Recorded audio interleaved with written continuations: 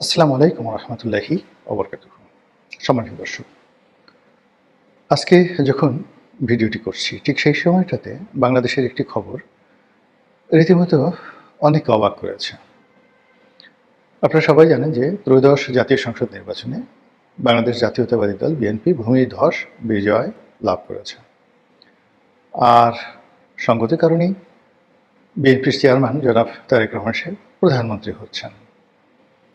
আমাদের দেশের অতীতের যে স্মৃতি, সেখানে যিনি প্রধানমন্ত্রী পদে বসেন তার একটা ভাবসাব থাকে এবং যেই মুহূর্তে একজন লোক প্রধানমন্ত্রী হন সঙ্গে সঙ্গে তিনি তার অতীত ভুলে যান, তার বর্তমানও ভুলে যান, তার নিজের অস্তিত্ব ভুলে যান। তিনি কে, কোত্থেকে এলেন, কিভাবে এলেন, এ সকল প্রশ্ন কেউ করতে পারে না। এমনকি প্রধানমন্ত্রীরা যদি টের পান যে তাকে প্রশ্ন করতে পারে এরকম কোনো মানুষ আছে পৃথিবীতে, অমনি তার গাল ধরে, কান ধরে, মানে তার 12টা বাজিয়ে ছেড়ে দিতে হবে যে এত বড় সাহস, আমি প্রধানমন্ত্রী, রাজাধিরাজ, মহারাজ, আমাকে নিয়ে প্রশ্ন করো, আমার লেখাপড়া কি, বংশ কি, আগে দরিদ্র ছিলাম না ধনী ছিলাম, ইত্যাদি বিভিন্ন বিষয় নিয়ে তুই মনে মনে চিন্তা করিস, আজ তোর একদিন কি আমার একদিন হালুম। এভাবেই অতীতে চলেছে। আর সেই যে ধারাবাহিকতা ভঙ্গ করে যিনি প্রধানমন্ত্রী, সম্ভাব্য প্রধানমন্ত্রী না বলে তার যারা লোকজন সবাই বলার চেষ্টা করছেন, জনাব তারেক রহমান সাহেব হলেন অবশ্যম্ভাবী প্রধানমন্ত্রী, অর্থাৎ যে সম্ভাবনাটা অবশ্যই, এর কোনো বিকল্প নেই। তো আমি যে ভিডিওটি করছি আজকে ফেব্রুয়ারি মাসের 15 তারিখ, বলা হচ্ছে 18 তারিখে সরকার শপথ গ্রহণ করবে। 3 দিন অনেক দীর্ঘ সময়। 3 দিন তো দূরের কথা, মহান আল্লাহ রাব্বুল আলামিনের কুন ফায়াকুনের কারণে 3 সেকেন্ডের মধ্যে পৃথিবীর মানচিত্র পরিবর্তন হয়ে যায়। তো সেক্ষেত্রে আল্লাহ তাকে রহম করুন, বরকত দান করুন তারেক রহমান সাহেবকে। তার নেতাকর্মীরা তাকে নিয়ে যে আশায় বুক বাঁধছেন, তিনিও নিঃসন্দেহে আশাবাদী। তো তার আশা পূর্ণ হোক। তো যেটা বলছিলাম যে তিনি তার রাজনৈতিক প্রতিপক্ষ গত 1 মাস ধরে তারা পরস্পরের বিরুদ্ধে যতটা প্রচার করা দরকার, প্রোপাগান্ডা দরকার, উভয় করেছেন। এবং ইতিমধ্যে সারা বাংলাদেশে জামাত এবং বিএনপি নেতাকর্মী এবং অন্যান্য যে সকল প্রতিদ্বন্দ্বী প্রার্থী রয়েছে, এমনকি বিএনপির বিদ্রোহী যারা প্রার্থী, তারাও পরস্পরের বিরুদ্ধে বিষোদ্গার করছেন, লড়াই সংগ্রাম করছেন, অনেক জায়গাতে মারামারি হয়েছে ইত্যাদি নানা ঘটনা। ঠিক সেই সময়টাতে জনাব তারেক রহমান সাহেব জামাতের আমির ডক্টর শফিকুর রহমান সাহেবের বাসভবনে দেখা করতে গেছেন। সেই দৃশ্য আমরা দেখলাম পত্রপত্রিকাতে। আর এরপর তিনি এনসিপির প্রধান জনাব নাহিদ ইসলাম তার বাসাতে যাবেন তার সঙ্গে দেখা করার জন্য। তো এটা বাংলাদেশের রাজনীতিতে একেবারে ব্যতিক্রম। পশ্চিমা দুনিয়াতেও এরকম হয় কিনা আমি দেখিনি।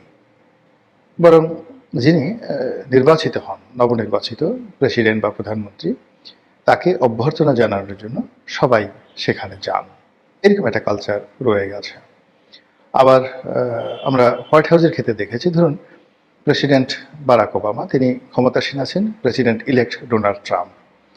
তো ডোনাল্ড ট্রাম্প ইলেক্টেড হওয়ার পর শপথ গ্রহণের আগে ইনফরমাল ওয়েতে তিনি হোয়াইট হাউসে যান তার স্ত্রীকে নিয়ে এবং স্বয়ং বারাক ওবামা তাকে অভ্যর্থনা জানান। এটা ওদের কালচার। তো এক্ষেত্রে তারেক রহমান সাহেব তার স্ত্রীকে নিয়ে যদি গণভবনে যেতেন, মানে এখন তো গণভবন নেই, যমুনাতে যেতেন কিংবা বঙ্গভবনে যেতেন, এটা পশ্চিমা কালচারের মতো একটা নতুন কালচার হতো বাংলাদেশে। কিন্তু তিনি সকল কালচার ভঙ্গ করে সংসদে যারা বিরোধী দল হবেন তাদের সঙ্গে দেখা করতে গেছেন। সবাই বলছে এটা বিরাট উদারতা, এরকম উদারতা বাংলাদেশে হয়নি। শহীদ প্রেসিডেন্ট জিয়াউর রহমানের রক্ত যার মধ্যে প্রবাহিত, বেগম খালেদা জিয়ার রক্ত যার মধ্যে প্রবাহিত, তার পক্ষেই এ ধরনের মহৎ কাজ করা সম্ভব। তিনি শান্তির কবুতর, শ্বেত শুভ্র কবুতর, তার মাধ্যমেই শান্তি প্রতিষ্ঠিত হতে পারে আগামীতে এই বাংলায়। এরকম ইতিবাচক কথাবার্তা বলা হচ্ছে। তো এই পর্যন্ত যদি ঠিক থাকতো, সবকিছু স্বাভাবিক থাকতো, তাহলে আর কোনো বক্তব্য ছিল না। কিন্তু আমি এই ভিডিওটি করছি রোববার দিন রাত্রি 8:30টার সময়। তারপরের দিন অর্থাৎ সোমবার 11 দলীয় জোট বায়তুল মোকাররমের সামনে একটি প্রতিবাদ সভা ডেকেছেন। হঠাৎ করে এই প্রতিবাদ সভা কেন, কি উদ্দেশ্যে, কি কথা তারা বলবেন ওটি অপ্রকাশিত থেকে যাবে। এই গেল এক। এবং এটা হতে পারে একদিকে ধরুন আপনি পার্লামেন্টে বন্ধুত্ব করবেন, রাজনৈতিক সৌহার্দ্যতা থাকবে, পরস্পরের সঙ্গে সম্পর্ক থাকবে, আবার আপনার অধিকার নিয়ে কথাবার্তাগুলো নিয়ে আপনি রাজপথে কথা বলবেন। এটা আমাদের বাংলাদেশে অনেকবার ঘটেছে, বহুবার ঘটেছে। তো সেটা সমস্যা ছিল না। সমস্যা হবে যদি তারেক রহমান সাহেব এই যে জামাতের আমিরের সঙ্গে দেখা করলেন, এটি উনি নিজের ইচ্ছায় করে থাকেন, দলের পরামর্শ করে থাকেন, ভালো, এবং এটি ইতিবাচক। কিন্তু এটি যদি কোনো বিশেষ জায়গা থেকে নির্দেশনা আসে, উপদেশ আসে, অনুরোধ আসে, সেটা আপনারা অনুমান করে নেন কোথা থেকে আসতে পারে, তাহলে এই সাক্ষাতের মধ্যে একটি অশনি সংকেত বিরাজ করছে।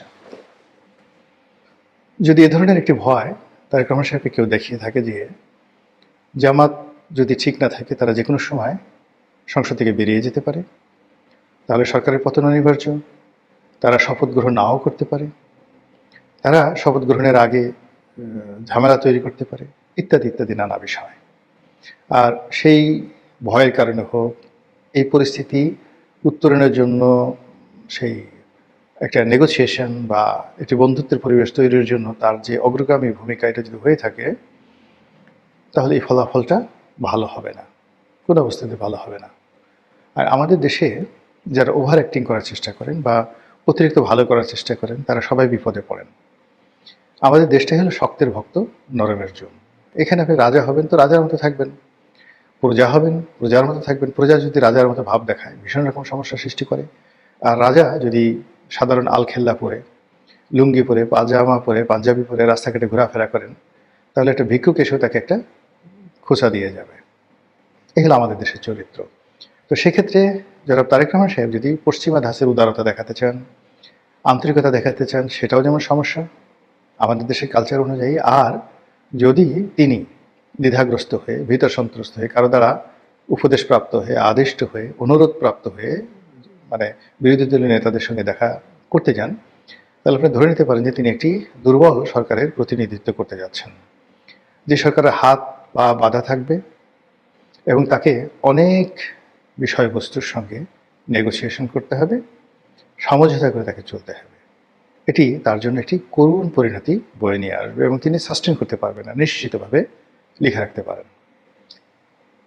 থার্ডলি হলো যে সামনে যে রাজনীতির সমীকরণ আসছে, সেই সমীকরণে একটা স্পেস আছে, বিশাল একটা স্পেস খালি আছে। আপাত দৃষ্টিতে সুন্দর একটি নির্বাচন হয়েছে, শান্তিপূর্ণ, এতে কোনো সন্দেহ নেই। এমনকি এই নির্বাচনে যারা অংশগ্রহণ করেছেন ভোট দেওয়ার জন্য, তাদের যে সংখ্যাধিক্য, এটাও আমরা যারা রাজনীতির বিশ্লেষণ করি আমাদের চিন্তার বাইরে। এটা প্রকৃতি প্রদত্ত একটি আশীর্বাদ। আমি বেশ কয়েকবার বলেছি এর আগে যে ম্যাজিক্যাল কিছু ঘটে যেতে পারে নির্বাচনে, এবং ম্যাজিক্যাল সেই ঘটনা যদি ঘটে, তাহলে ভোটাররা ভোট কেন্দ্রে আসবে, ভোট কেন্দ্রে শান্তিপূর্ণ পরিবেশ বজায় থাকবে, ইত্যাদি আরও অনেক কিছু। কিন্তু আমাদের যে স্বাভাবিক অবস্থা, আইনশৃঙ্খলার যে অবস্থা, মানুষের মন মানসিকতা, তো সেক্ষেত্রে আসলে দ্বন্দ্ব সংঘাত হলে সেটা সামাল দেওয়া যেত না। কিন্তু বাস্তবে ম্যাজিক্যাল ঘটনা ঘটেছে, অলৌকিক ঘটনা ঘটেছে। অনেকে ফলাফল নিয়ে, ফলাফলের ইঞ্জিনিয়ারিং নিয়ে বিভিন্ন রকম কথাবার্তা বলছেন, এবং স্পর্শকাতর অনেকগুলো যে সিট রয়েছে, সংসদীয় আসন রয়েছে, সেখানে ফলাফলের যে যাকে বলা হয় পরিবর্তন আমরা দেখেছি, এবং সেখানে যেভাবে ফলাফল হয়েছে, এটা আমাদের হিসাবের সঙ্গে মিলছে না। আবার এখন জনাব তারেক রহমান সাহেব যেভাবে ভারতকে তিনি প্রিভিলেজ দিতে চাচ্ছেন, আবার ভারত যেভাবে রেসপন্ড করছে তারেক রহমান সাহেবের পক্ষে, আবার ভারতকে ঠেকিয়ে দেওয়ার জন্য এনসিপি, ডাকসু, জামায়াত ইসলামী, তাদের অন্যান্য যে সকল প্রক্সি গ্রুপগুলো রয়েছে, তারা যেভাবে রাস্তায় মিছিল বের করতে যাচ্ছে নরেন্দ্র মোদীর বিরুদ্ধে, ভারতীয় কর্তৃপক্ষের বিরুদ্ধে, এটি জনাব তারেক রহমান সাহেবের জন্য নানা রকম সমস্যা এবং জটিলতা তৈরি করবে। তো সেদিক থেকে আগামী যে 6টি মাস সরকারের জন্য, এই 6টি মাস প্রায় প্রতিদিন একটার পর একটা ম্যাজিক্যাল ঘটনা ঘটতে থাকবে। এই যে তারেক রহমান সাহেব জামাতের আমিরের বাসায় গেলেন, আবার এমন যদি হয় যে দুজনে মিলে ওমরা করতে গেছেন একসাথে, লাব্বাইক আল্লাহুম্মা লাব্বাইক, লাব্বাইক লা শারিকা লাকা লাব্বাইক ইন্নাল হামদা ওয়া নিয়ামাতা লাকা ওয়াল মুলক লা শারিকা লাক, জামাত এবং প্রধানমন্ত্রী তারেক রহমান একসঙ্গে তারা উমরা করতে গেছে, এমনকি তার ক্যাবিনেট একসঙ্গে সেখানে গেছেন। এরকম যদি ঘটনা ঘটে, আরও আশ্চর্য ঘটনা, যদি জামাতের লোকজন এখানে এই ক্যাবিনেটে সেই 1996 যে জামাত বিএনপি সরকার ছিল, ওইভাবে যদি জাতীয় সরকার হয় এবং সেই জাতীয় সরকার যদি জামাতের লোক অংশগ্রহণ করে, এনসিপি যদি অংশগ্রহণ করে, যদি আসিফ নজরুল সাহেব আইনমন্ত্রী হন, মোস্তফা সরোয়ার ফারুকী তিনি যদি সংস্কৃতি মন্ত্রী হন টেকনোক্র্যাট কোঠায়, ইত্যাদি আরও অনেক কিছু ম্যাজিক্যাল ঘটে যেতে পারে। আর রাজনীতিতে যত বেশি ম্যাজিক্যাল ঘটনা ঘটে, তত বেশি সেখানে অশনির সংকেত বিরাজ করে, তত বেশি সেখানে অনিশ্চয়তা দেখা দেয়, তত বেশি সেখানে আতঙ্ক বিরাজ করে। আর সব কিছু যদি আশানুরূপ হয়, মানুষ বুঝতে পারে যে এই জিনিসগুলো হতে যাচ্ছে, যেমন এখন কারা কারা মন্ত্রী হবেন, কে কে রাষ্ট্রপতি হবে, সেগুলোর একটা প্রেডিকশন কিন্তু পত্রপত্রিকাগুলো দিচ্ছে, একটা ফোকাস তৈরি করার চেষ্টা করছে। কিন্তু এর বাইরে যদি অলনে ছাড়েন, আপনি ব্যতিক্রম কিছু দেখেন, ম্যাজিক্যাল কিছু দেখেন, আপনি নিশ্চিত থাকেন যে সেটার ফলাফল ভালো হবে না। রাজনীতিতে ম্যাজিক ভালো জিনিস নয়। তো তারেক রহমান সাহেব চেষ্টা করে যাচ্ছেন, সেটা ম্যাজিক্যাল হোক, তার উদারতা হোক, তার অনেস্টি হোক, কিংবা তার ঔদার্য হোক, মহত্ব হোক, কিন্তু শেষমেশ তা যেন পূর্ণতা পায় এবং ভালো কিছু হয় এবং গণতন্ত্রের